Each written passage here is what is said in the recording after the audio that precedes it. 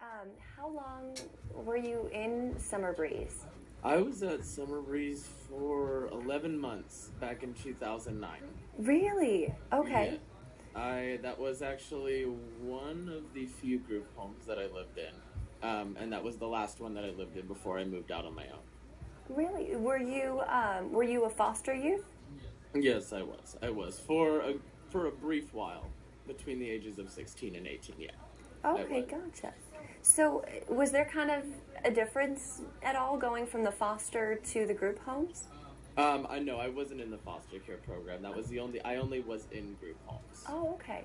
Yeah, So, there was. There's kind of a difference between the two, and it just depends on scenario situations. okay. But but we ran in like a lot of what the reports I'm reading right now of what happened a night or two ago, or a lot of what the neighbors are concerned about. And we had the same issues when I lived there too. The house was actually in a different location at the time. It still had the same name. I believe it's still the same owner. Who was the owner when you were Veronica Branch. there? Okay. Um, and it was actually over in Quillwood at the time. But we had the same kind of problems, and a lot of it stems from confusion because there is so much confidentiality that goes around those kind of houses that a lot of the neighbors aren't even sure exactly what is there. They don't know if it's for troubled kids. They don't know if it's for males, for females, for both. They don't know what the kind of place is. Definitely. And the way it works in the group homes, and just from my experience there, is you essentially as an administrator at a group home, you drag a few along with you that you know are just not going to succeed to try to make sure at least one or two do. And so you end up with, at any given time, the kind of people that ends up, I don't know if you know a lot about the group home systems and the levels and the different things, but when I was there, I'm not sure if it still is, it was a level 7 group home, which it houses moderately to severe, for anything from criminal to mentally ill.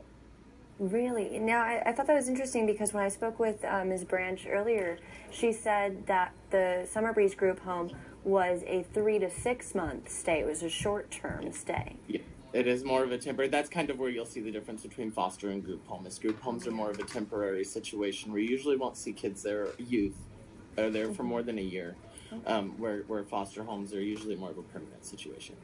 Okay, and then when you were there, what was the atmosphere like there? Did you guys have rules? What was your day to day? The day-to-day thing, the interesting thing for me was I was the only one there that did not go to school because I was on independent studies through Stockdale High School when I was there. But the day-to-day thing is everybody still gets up, they still go to school, they still have staff on around 24/7. Somebody is always there. There's usually 3 or 4 different shifts. But it doesn't, seeing that kind of thing on the news, like what I saw, it doesn't surprise me coming from that kind of place that you would have somebody that troubled. But it's the people that the youth that you'll find in that home, they can stem from anything from their own criminal history to being abused, to being neglected, verbally, physically, sexually, from day to day, the kind of things so a lot of and that's how a lot of people don't understand what's going on in there, is because a lot of people have their happy homes situated around this one home where these youth have never known a happy home. And you said it helped you, so I'd love to know, how the home helped you, where you're at now in your life. It's where you're in the group homes, you have to take advantage of the resources that are there, and what a lot of people see is that the resources that are there that they can see, they feel aren't going to help them in the long run, and so they won't take advantage of them and let them stack to help them. When I moved out of Summerbreez, I worked with another, I'm not sure if you're aware of who they are, Covenant Community Services. Okay. And they're in Bakersfield as well, and I worked with them through a program where they helped me get out on my own. For the first 2 years, I was out on my own after I moved out of Summerbreez. Really? And the whole system has these connections. And unfortunately, people, after being in the group homes and seeing people run your life for you for so long, you start kind of expecting that somebody's going to set you up, and it's a hard thing to land on when some kids turn 18. I know they've prolonged it with AB 12 now, where you can stay in the group homes a lot longer now. But it's so many different things where they've already come from a troubled past, and so they don't think anything is, you know, they don't have the drive or the motivation to want, and that's where a lot of them crack, and you see stuff like you did the other night. Yeah. So when you were there, did you feel safe? I did. I'm not gonna lie. I had a knife held to me at one point by another youth that was living there. When I lived there, had a knife held to my throat by somebody who thought it was a joke too. Did you report that?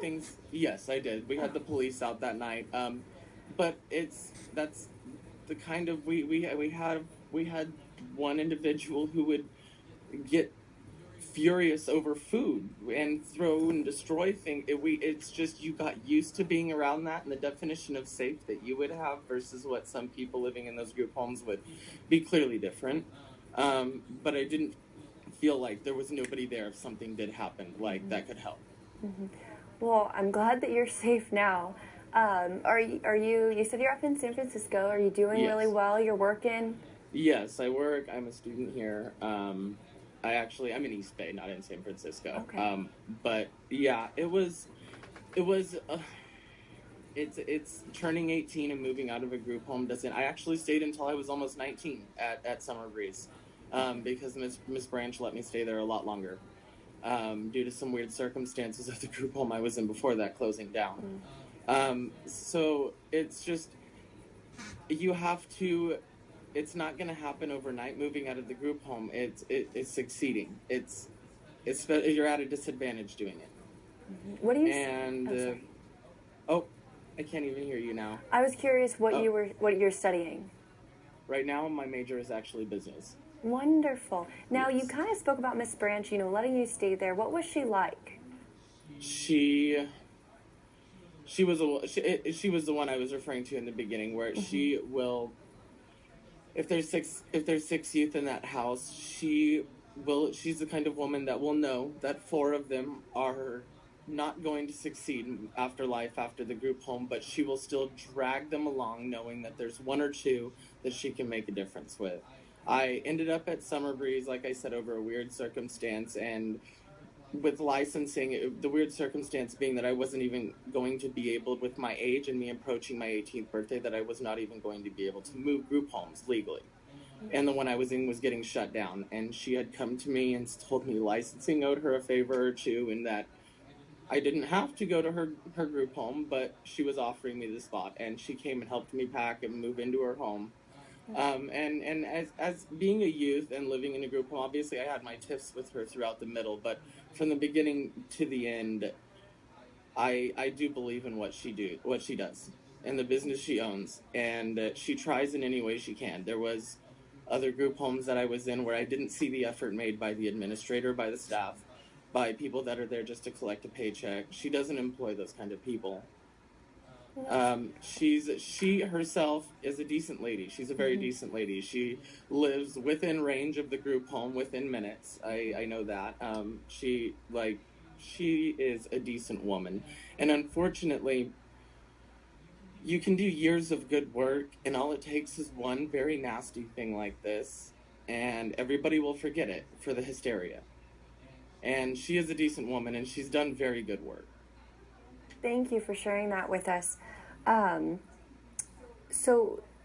Sorry, that's just so wonderful.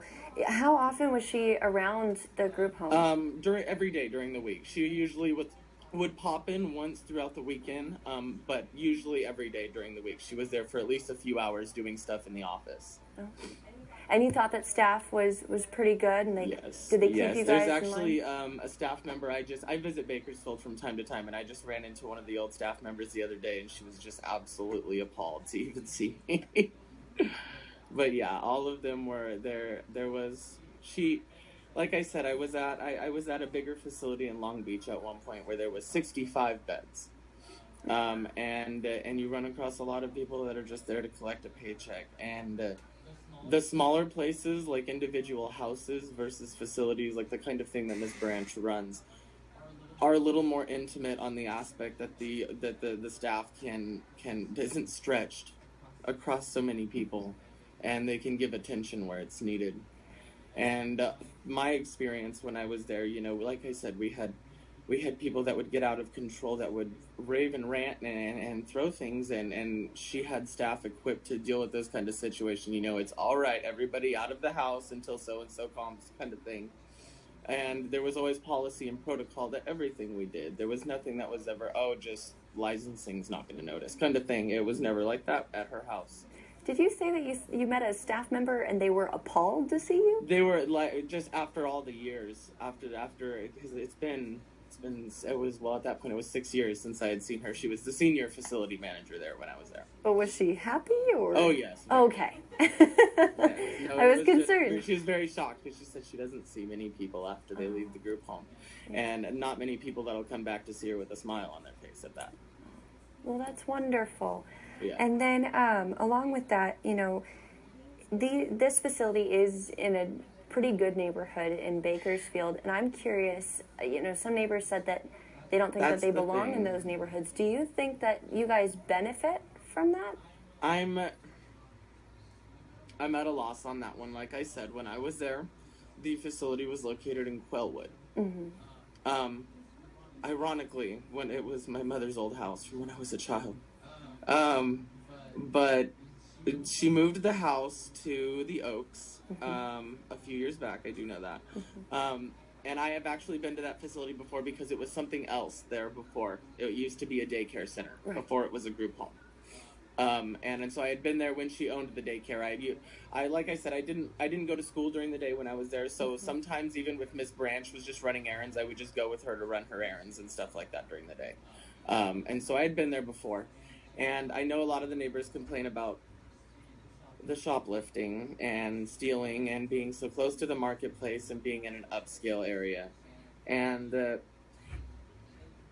benefit to that, I think, is that Miss Branch, she lives in Hagen Oaks.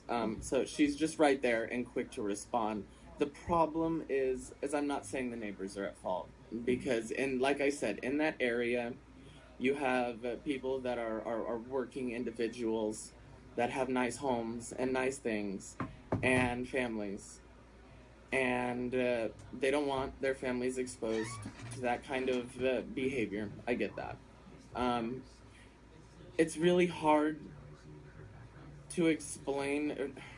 It's really hard to view it, though, because it's hard with people who have never had anything at all, watching everybody around them with the world in their hands. Is the only way I can put it. It's hard to teach somebody, to show somebody that it's not right to shoplift, to steal, to all those kinds of things at that age, when some of them, just like when I was there, I can say that there was at least 2 or 3 different people that I would say were 5 or 6 years behind in mentality than their physical age, just because they had been in group homes their entire life. And it's just a lot of factors play in, and it's like I say, I honestly can't weigh to either side. I can't say that the homeowners are wrong because they're worried, but I can't say but having been on the inside, I also can't say that it's not fair to sit there and look at Miss Branch and say you have these horrible criminal kids that terrorize our neighborhood, when you have no idea what these kids have even been through, watching their parents toted away at some points, being, So, I mean, being on the inside, what would you like to tell the neighbors? What would you like them to understand from what these young boys have been through? That it's not wrong to be skeptical of their backgrounds and where they've been. Just having that in your neighborhood, I understand that that's going to be a concern. But from my experience, the ones that are angry at someone. They're not just going to lash out at anyone. Some of them are more prone to hurt themselves before they would hurt somebody else. Mm-hmm. And like I said to you before, my biggest thing, my view on this is you can do tons and tons of good things in a home for so many people, and the neighbors will never see as one kid leaves one day and another comes. They just see a bunch of kids. And it's so easy to see one bad thing happen and see a bunch of sirens and flashing lights and one kid who could very well be having the darkest thoughts of his life going on at the time. Mm-hmm. To throw that all away just because one thing has happened. And she does so much good out of that house. She does simply things that she'll never be able to look at somebody and tell just because of confidentiality. She does so much good out of that house. She has a family member who owns 2 other group homes in Bakersfield. Her whole family is really, really involved in foster youth advocacy and a lot of it. And it's hard to see so many people think so badly of what that house is in its entirety, when it's really just one bad thing that happened around people that are not used to that kind of thing. Right. Now, as we've been talking, I mean, you're kind of, having to go through and relive some difficult things. I'm sure there's a lot of emotions tied to, Summerbreez. Is there... A little bit. Yeah. Are there any emotions that you wouldn't mind kind of sharing with me? Summerbreez was already ironic from the first place because, like I said, when I was there, it was located in Quillwood. Mm-hmm. And when I was originally notified of the address, it was so weird because I went to Quillwood Elementary. My mom's house, she had that house before they got rid of it, and Miss Branch was the one who bought it. So it was weird because when I moved in at Summerbreez, I was in the master bedroom of the house I had lived in when I was like 8 or 9. So it was really weird from the first place. But no, when I first got in, the more of the emotion tied to it is leading up to getting into foster care. But just in general, it's Mrs. Branch's group home worked in, or at least for me, in a different way than other ones I was in prior. And it was simply, I don't know if it was because I was approaching 18 or if it was because I was on independent studies or what it was, but I just had a different routine there. I did my own thing, and her rule with me after I turned 18 was you can stay until you're 19. That's what the law allows.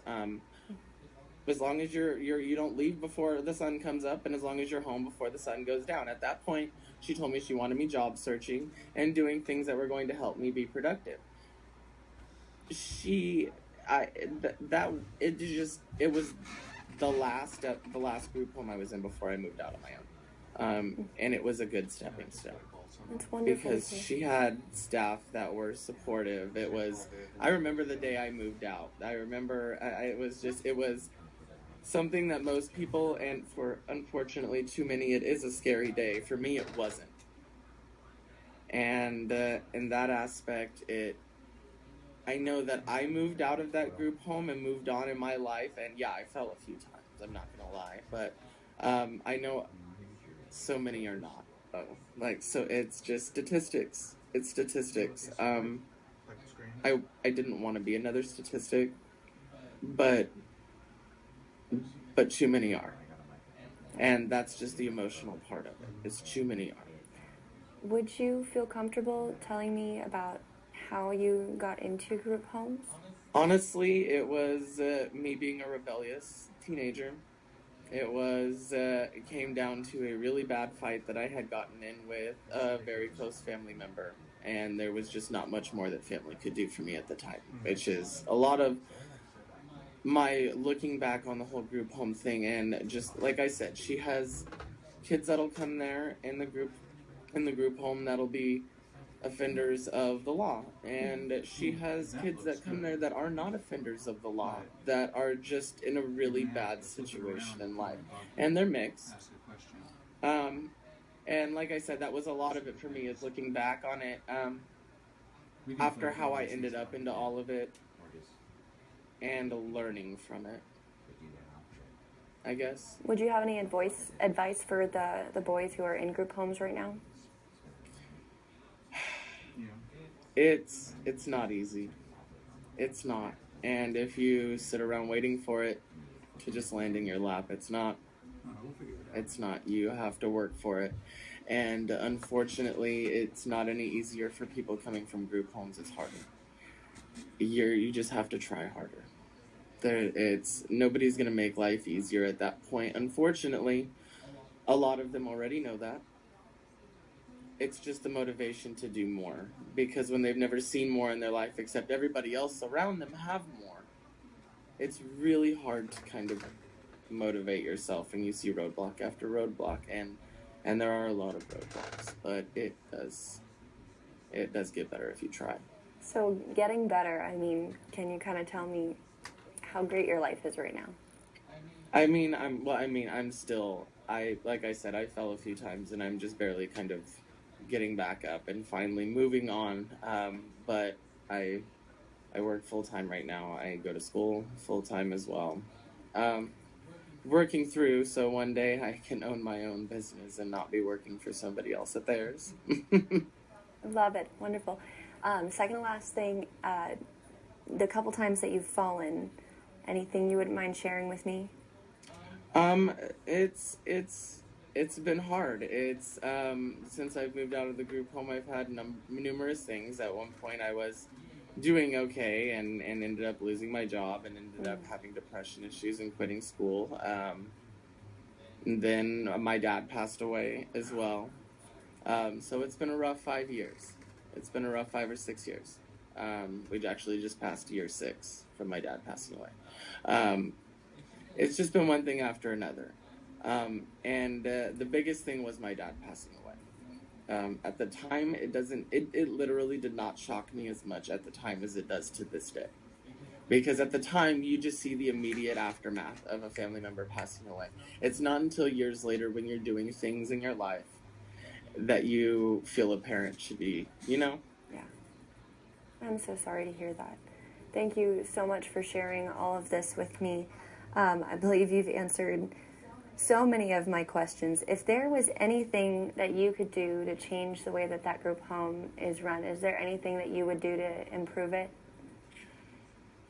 I honestly think the way she runs it is very well. I think the only thing that a lot of people question and I feel is wouldn't be a bad thing to look into is its location. It's not Miss Branch's fault that these things happen. It's not an art gallery. She doesn't get to go and pick out the best foster youth. It's